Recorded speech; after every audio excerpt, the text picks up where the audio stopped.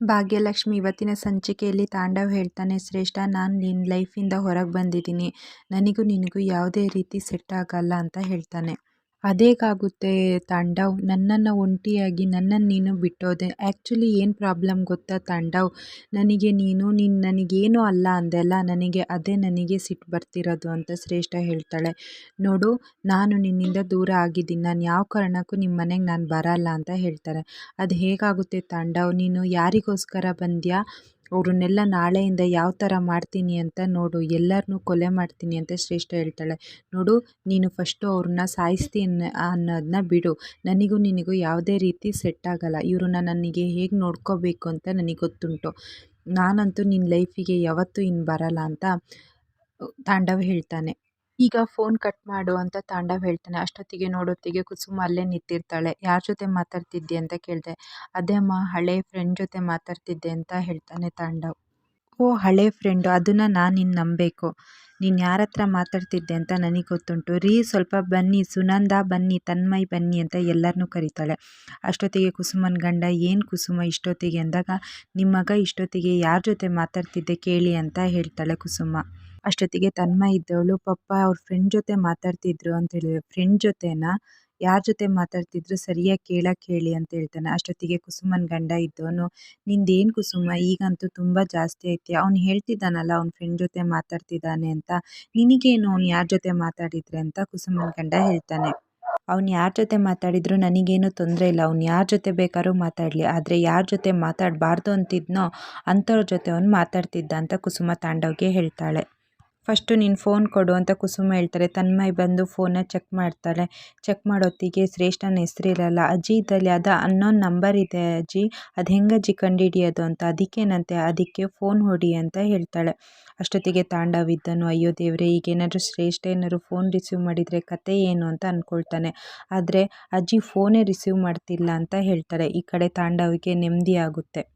ಅಷ್ಟೊತ್ತಿಗೆ ಅಲ್ಲಿ ಭಾಗ್ಯ ಮತ್ತು ಆದಿ ಬರ್ತಾರೆ. ಆದಿ ಕೇಳ್ತಾನೆ, ಯಾಕೆ ಎಲ್ಲರೂ ಹಿಂಗೆ ಟೆನ್ಷನ್ ಆಗಿದ್ದೀರಾ ಅಂದಾಗ ತನ್ಮಯ್ ಹೇಳ್ತಾನೆ, ಇವರು ಶ್ರೇಷ್ಠ ಆಂಟಿ ಜೊತೆ ಮಾತಾಡ್ತಿದ್ದಾರೆ ಅಂತ ಅಜ್ಜಿಗೆ ಡೌಟು, ಹಾಗಾಗಿ ಫೋನ್ನ ಚೆಕ್ ಮಾಡ್ತಿದ್ದೀವಿ ಅಂತ ಹೇಳ್ತಾರೆ. ಅಷ್ಟೊತ್ತಿಗೆ ತನ್ವಿ ಇದ್ದವಳು, ಪಪ್ಪ ಹೇಳ್ತಿದ್ದಾರೆ ತಾನೇ ಫ್ರೆಂಡ್ ಜೊತೆ ಮಾತಾಡ್ತಿದ್ದಾರೆ ಅಂತ, ಮತ್ತೆ ಯಾಕೆ ಶ್ರೇಷ್ಠ ಆಂಟಿ ಅಂತ ಹೇಳ್ತೀಯ, ಯಾಕೆ ನಿಂಗೆ ಪಪ್ಪನ ಮೇಲೆ ಡೌಟಾ, ಸರಿ ಆ ನಂಬರ್ ಕೊಡು, ಟ್ರ್ಯಾಕಿಂಗ್ ಆ್ಯಪಲ್ಲಿ ನೋಡೋಣ ಯಾರು ಅಂತ ಗೊತ್ತಾಗುತ್ತೆ ಅಂತ ಹೇಳ್ತಾಳೆ. ಅವಳು ಆ್ಯಪಲ್ಲಿ ಚೆಕ್ ಮಾಡುವಾಗ ಬೇರೆಯವ್ರ ಹೆಸರು ಇರುತ್ತೆ. ನೋಡಿ, ಅಪ್ಪ ಯಾರ ಬೇರೆಯವ್ರ ಜೊತೆ ಮಾತಾಡ್ತಿದ್ದಿದ್ದು ಅಂದ ತಕ್ಷಣ ಈ ಕುಸುಮ ಸುಮ್ಮನೆ ಅನುಮಾನ ಪಡ್ತಾಳೆ ಅಂತ ಎಲ್ಲ ಅಲ್ಲಿಂದ ಹೋಗ್ತಾರೆ. ಅಷ್ಟೊತ್ತಿಗೆ ಭಾಗ್ಯ ಬಂದು ಕೇಳ್ತಾಳೆ, ನನ್ನ ಗಾಡಿ ಹಾಳಾಗುತ್ತೆ ಅಂತ ನಿಮಗೆ ಮೊದಲೇ ಗೊತ್ತಿತ್ತಾ ಅಂತ ಕೇಳ್ತಾಳೆ. ಇಲ್ಲ ಭಾಗ್ಯ, ನಾನು ವಾಕ್ ಮಾಡ್ಕೊಂಡು ಬರ್ತಿದ್ದೆ, ಅಷ್ಟೊತ್ತಿಗೆ ಅಲ್ಲಿಗೆ ಬಂದೆ ಅಂತ ಹೇಳ್ತಾಳೆ. ಭಾಗ್ಯ ಸುಮ್ಮನೆ ಅಲ್ಲಿಂದ ಹೋಗ್ತಾಳೆ. ಆದಿ ತಾಂಡವ್ ನಾನು ನಿನ್ನ ಜೊತೆ ಸ್ವಲ್ಪ ಮಾತಾಡಬೇಕು, ಹೊರಗೆ ಬಾ ಅಂತ ಆದಿ ಮತ್ತು ತಾಂಡವ್ ಹೊರಗೆ ಹೋಗ್ತಾರೆ. ಆದಿ ತಾಂಡವ್ನ ಕೇಳ್ತಾರೆ, ನೀನೇನಾದ್ರು ನಮ್ಮಿಂದ ಮುಚ್ಚಿಡ್ತಿದೀಯಾ ಅಂತ. ತಾಂಡವ್ ಇದ್ದವನು, ಇಲ್ಲ ಬ್ರದರ್, ನಾನೇನು ಮುಚ್ಚಿಡ್ಲಿ ಅಂತ. ಅಲ್ಲ, ಆಕ್ಸಿಡೆಂಟ್ ಆಗೋತ್ತಿಗೆ ನೀನು ಅಲ್ಲಿದ್ದೆ ಅಲ್ಲ, ನೀನೇನಾದ್ರು ನಮ್ಮಿಂದ ಮುಚ್ಚಿಡ್ತಿದೀಯಾ ಅಂತ ಕೇಳ್ತಾನೆ.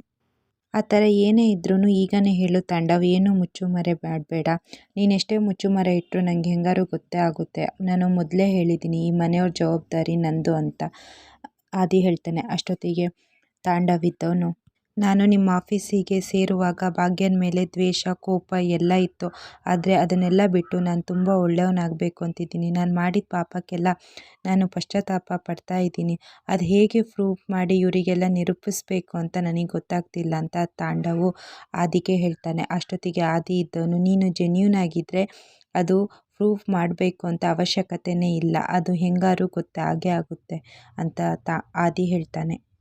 ತಾಂಡವ್ ಅಲ್ಲಿಂದ ಹೋಗ್ತಾನೆ. ಅಷ್ಟೊತ್ತಿಗೆ ಕುಸುಮ ಬಂದು ಆದಿ ಹತ್ರ ಹೇಳ್ತಾರೆ, ನಾನಿವತ್ತು ಜ್ಯೋತಿಷ್ಯರ ಹತ್ರ ಹೋಗಿದ್ದೆ. ಹೌದಾ ಗೆಳತಿ, ಏನು ಹೇಳಿದರು ಜ್ಯೋತಿಷ್ಯರು ಅಂದಾಗ, ಭಾಗ್ಯನಿಗೆ ಇನ್ನೊಂದು ತಿಂಗಳು ಮಾತ್ರ ತಾಳಿ ಭಾಗ್ಯ ಇರೋದಂತೆ, ಏನಾದ್ರು ಅಷ್ಟರೊಳಗೆ ತಾಳಿ ಭಾಗ್ಯ ಆಗಲ್ಲ ಅಂದರೆ ಅವಳಿಗೆ ಜೀವಕ್ಕೆ ಕಂಟಕ ಇದೆ ಅಂತ ಕುಸುಮ ಹೇಳ್ತಾಳೆ.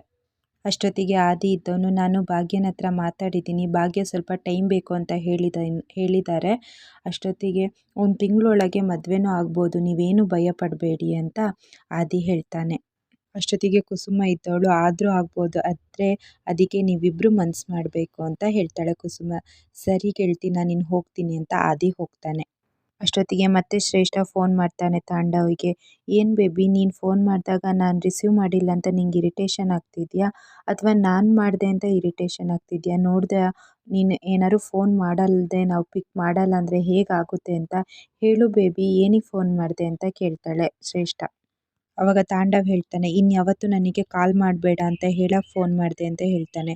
ನೋಡು ಬೇಬಿ, ನಿನಗೆ ಕಾಲ್ ಮಾಡಬೇಕಾ ಅಥವಾ ನಾನು ಮಾಡಬಾರ್ದಾ ಬಿಡಬಾರ್ದಾ ಅನ್ನೋದು ನಾನು ಮಾತ್ರ ಡಿಸೈಡ್ ಮಾಡ್ತೀನಿ, ಈಗಿಡ್ತೀನಿ ಅಂತ ಶ್ರೇಷ್ಠ ಫೋನ್ನ ಇಡ್ತಾಳೆ.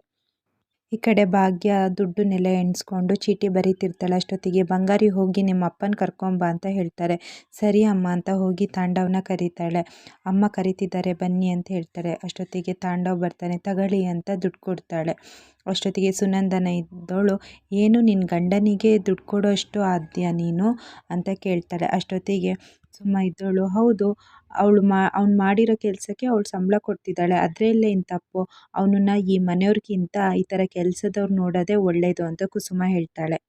ಭಾಗ್ಯ ಹೇಳ್ತಾಳೆ, ನಾನು ದುಡ್ಡು ಕೊಡೋದ್ರಲ್ಲಿ ಏನಮ್ಮ ತಪ್ಪು, ಅವ್ರು ಕೆಲಸ ಮಾಡಿದ್ದಾರೆ, ನಾನು ಅವ್ರಿಗೆ ದುಡ್ಡು ಕೊಟ್ಟಿದ್ದೀನಿ, ಮತ್ತು ಅವರು ಸುಮ್ಮನೆ ಈ ಭಾಗ್ಯ ಬಿಟ್ಟು ಚಾಕರಿ ಮಾಡಿಸ್ಕೊಂಡಿದ್ದಾರೆ ಅಂತ ಹೇಳೋದು ಬೇಡ ಅನ್ನೋಷ್ಟೊತ್ತಿಗೆ ತಗೊಳ್ಳಿ ತಾಂಡವರೇ ಅಂತ ದುಡ್ಡು ಕೊಡ್ತಾಳೆ. ತಾಂಡವ್ ದುಡ್ಡಿಸ್ಕೊಂಡು ಥ್ಯಾಂಕ್ ಯು ಭಾಗ್ಯ ಅಂತ ಹೇಳ್ತಾನೆ. ಥ್ಯಾಂಕ್ ಯು ಭಾಗ್ಯ, ನಾನು ಮಾಡಿ ಜೆನ್ಯೂನ್ ಕೆಲಸಕ್ಕೆ ನೀನು ಇದು ಕೊಡ್ತಿರೋದು ಬಹುಮಾನ ಅಂತ ಅಂದ್ಕೊಳ್ತೀನಿ ಅಂತ ಹೇಳಿ ತಾಂಡವ್ ಹೋಗ್ತಾನೆ. ಇಲ್ಲಿ ಆದಿ ಯೋಚನೆ ಮಾಡ್ಕೊಂಡು ಕೂತ್ಕೊಂಡಿರುವಾಗ ಪೂಜಾ ಮತ್ತು ಆದಿ ತಮ್ಮ ಬಂದು ನೀನು ಕೇಳು ಅಂತ ಹೇಳ್ತಿರ್ತಾರೆ. ಆದಿ ಇದ್ದನು ಯಾರು ಒಬ್ರು ಕೇಳಿ ಅಂದಾಗ ಕಿಶೋರ್ ಹೇಳ್ತಾನೆ, ಇವತ್ತು ನೀವು ಅದಕ್ಕೆ ಹತ್ರ ಮಾತಾಡೋಕೆ ಹೋದ್ರಲ್ಲ, ಏನು ಹೇಳಿದರು ಅಂತ. ನಾನು ಹೇಳಿದ್ದೀನಿ, ಆದರೆ ಅವರು ನನಗೆ ಟೈಮ್ ಬೇಕು ಅಂತ ಕೇಳಿದ್ದಾರೆ ಅಂತ.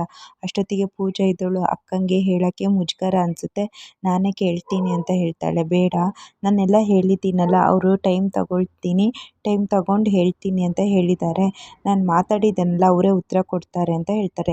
ಇದನ್ನೆಲ್ಲ ಆದಿ ತಂಗಿ ಕೇಳಿಸ್ಕೊಂಡು, ಅಪ್ಪ ನೋಡಿದರೆ ಇದೆಲ್ಲ ಸುಳ್ಳು ಅಂತ ಹೇಳಿದರು, ಇಲ್ಲಿ ನೋಡಿದರೆ ಬೇರೆ ರೀತಿ ಆಗ್ತುಂಟಲ್ಲ, ಏನು ನಡೀತಿದೆ ಅಂತ ಅವಳು ಯೋಚನೆ ಮಾಡ್ಕೊಂಡು ನಿಲ್ತಾಳೆ.